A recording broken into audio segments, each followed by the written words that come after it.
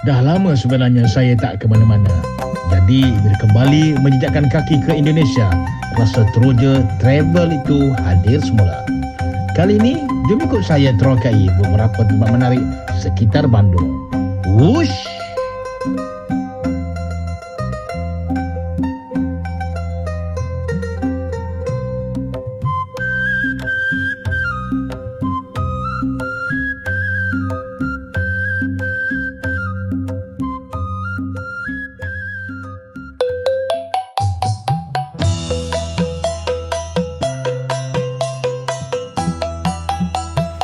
Okey, sekarang kita masih lagi berada di airport Soekarno-Hatta. Kita mau sampai tadi dan sekarang kita berpindah ke terminal bus atau terminal bis kata orang sini, orang lokal. Kita akan naik bis daripada airport ke stesen Halim ataupun dipanggil KCIC Halim. Perjalanan dia ke lebih kurang 40 minit hingga 1 jam. Kita dalam bas bos ke stesen kereta api KH Halim. Untuk ke Bandung, kami memilih kereta api laju Wush yang terletak di stesen Halim. Perjalanan hanya sekitar 40 minit saja. Kalau naik kereta, perlukan 3 hingga 4 jam juga, bergantung keadaan trafik.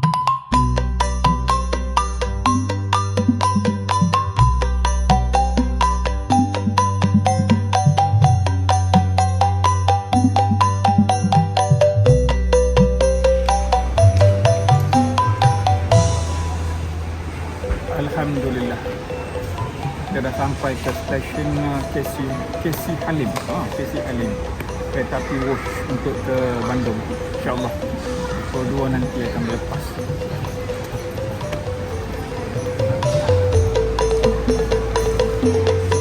Okey, kereta api Wush ni akan bergerak setiap sejam lah. Sempatlah kalau kita naik, kita sempat bergambar, ambil video sikit, kerana pintu akan dibuka lebih kurang 5 minit.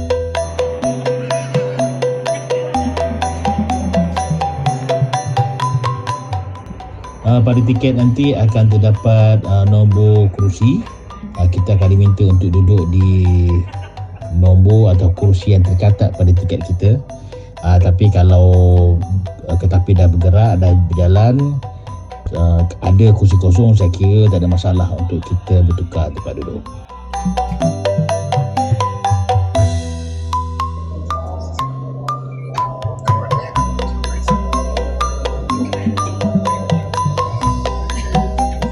Okey, alhamdulillah kita dapat seat dah dalam train. Kita hanya menunggu berlepas saja lagi dalam sekitar 20 minit. Ikutkan 40 minit perjalanan daripada airport daripada ST Halim ni ke stesen terakhir Tegaluar Sumarekon di Bandung. Okey, selamat. Dah boleh luar masuk. Subhanalladzi sakhkhara lana hadza wa ma kunna lahu muqrin. Inna ila rabbina munqalibun. Dari itu dia.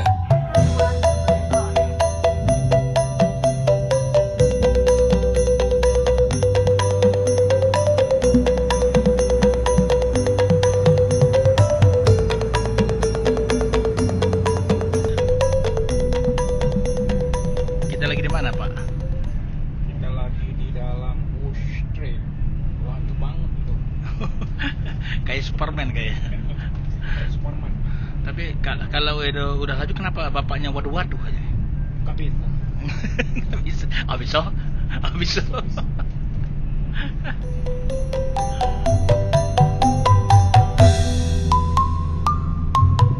Dalam perjalanan yang boleh dikatakan singkat ini, anda boleh menikmati pemandangan kehijauan bumi Pulau Jawa ini daripada Jakarta ke Bandung. Kita akan melewati pekan-pekan kecil, perkampungan, sawah padi, gunung ganang yang pastinya sangat indah. Dengan Wush, perjalanan menjadi tenang dan cukup selesa. Sambil menikmati pemandangan yang perlahan-lahan berubah di luar tingkap, perjalanan ini bukan sekadar sampai ke destinasi, tetapi sebahagian daripada pengalaman melihat budaya Indonesia.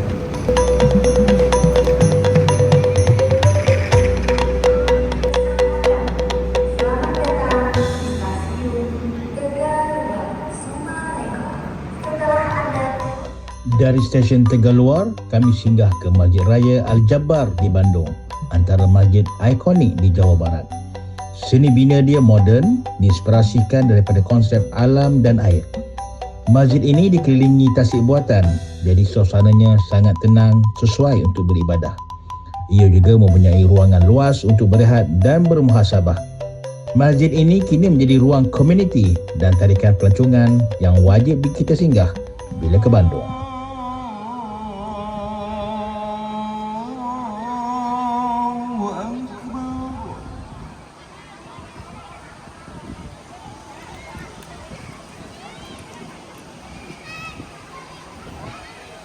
Asyhadu an la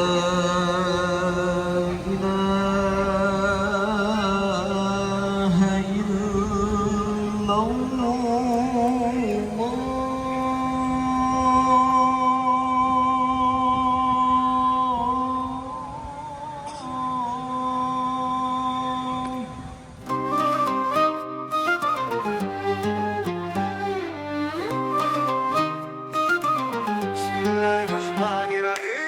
Dengan namamu aku mulakan, nafas ini berela tenang, mata dibuka luas memandang, rasa hati bertambah tenang.